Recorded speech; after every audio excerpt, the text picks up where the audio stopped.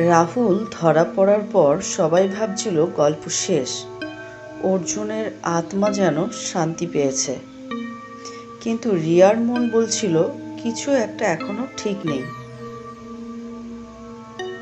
আবার মেসেজ 3 দিন পর রিয়ার ফোনে আবার একটা মেসেজ আসলো, তুমি সত্যি সব জানতে পেরেছ? রিয়া চোখ বড় করে তাকালো। অর্জুন? কিন্তু এবার একটা ডিফারেন্স ছিল। নাম্বারটা ছিল অর্জুনের না, রাহুলেরও না। নতুন মিস্ট্রি চলে এলো গল্পের ভিতরে। রাহুল একলা না, তার পাশে আর একটা লোক দাঁড়িয়ে। সিসিটিভি ক্যামেরাতে দেখতে পেল রাহুল একলা নেই, তার পাশে একটা লোক দাঁড়িয়ে আছে। ফেসটা ক্লিয়ার না, কিন্তু একটা কথা ক্লিয়ার, সেই লোক অ্যাক্সিডেন্টের সময়ও ছিল। রিয়া একটা শক খেলো। রিয়া পুলিশের কাছে গেল। ওরা সিসিটিভি ফুটেজটা জুম করে দেখে, নামটা বার হলো, ডক্টর সেন।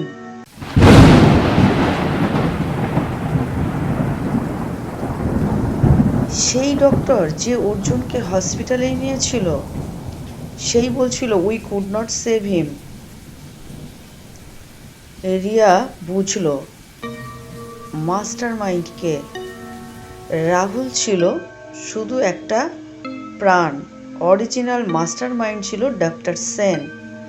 কারণ অর্জুন জানতে চেয়েছিল একটা ইললিগাল কেসের কথা, হসপিটালের একটা বড় রহস্য।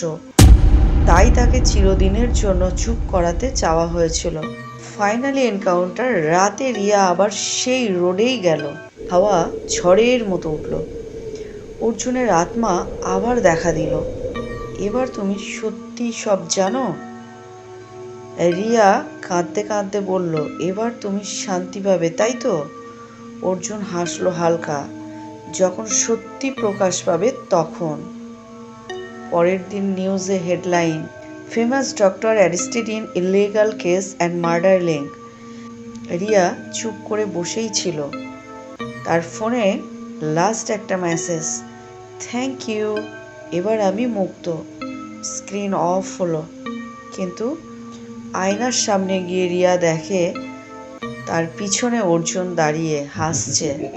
সত্যি এখানে অর্জুন কিন্তু শান্তি পেয়েছিল, কারণ আসল সত্যিটা রিয়া জানতে পেরেছিল, আর আসল খুনিকে রিয়া শাস্তি দিতে পেরেছিল। অর্জুনের আত্মা শান্তি পেয়েছে, রিয়াও শান্তি পেয়েছে। অর্জুনের আত্মা শান্তি পাওয়ার সাথে সাথে সে মুক্তি পেল। তাই এখানে একটাই কথা বলতে খুব ইচ্ছে করছে, যে কিছু কিছু ভালোবাসা কিন্তু কখনো শেষ হয় না, তাই না? তো এই ছিল গল্পের ফিনিশিং টাচ। গল্পটা একদম পার্ট 1 থেকে পার্ট 6 পর্যন্ত টেনে দিলাম। গল্পটা তোমাদের কেমন লেগেছে অবশ্যই কমেন্ট করে জানাবে। যারা নতুন, পার্ট 2 বা পার্ট 3 শুনলে কিন্তু বুঝতে পারবে না, শুনতে হলে তোমাদেরকে পার্ট 1 থেকে শুনতে হবে। গল্পটার ভিতরে অনেক মিস্ট্রি ছিল। যারা ফিনিশিং টাচটা শুনেছো তারা নিশ্চয়ই বুঝতে পেরেছো। এরকম নিত্য নতুন গল্প আরও পেতে আমার চ্যানেলটাকে সাবস্ক্রাইব করে পাশে থেকো। দেখা হবে আবার অন্য কোনো গল্প নিয়ে, তোমাদের সাথে কথা বলতে আসবো। তোমরা ভালো থাকো, সুস্থ থাকো, বেস্ট অফ লাক।